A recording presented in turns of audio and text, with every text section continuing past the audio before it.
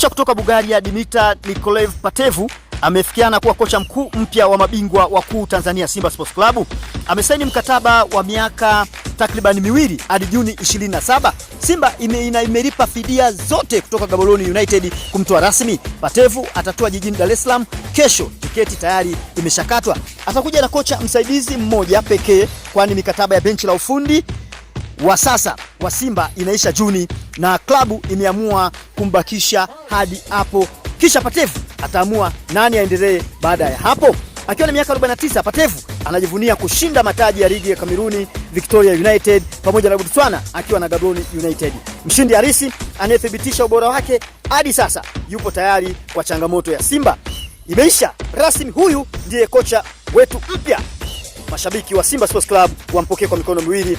Nini ambacho unadhani pengine huyu Patevu ataleta kwenye kikosi cha Simba na mabadiliko gani? Hebu tuambie kwenye ukurasa wetu huu wa YouTube kupitia Kishafue TV. Ndio kufuatilia.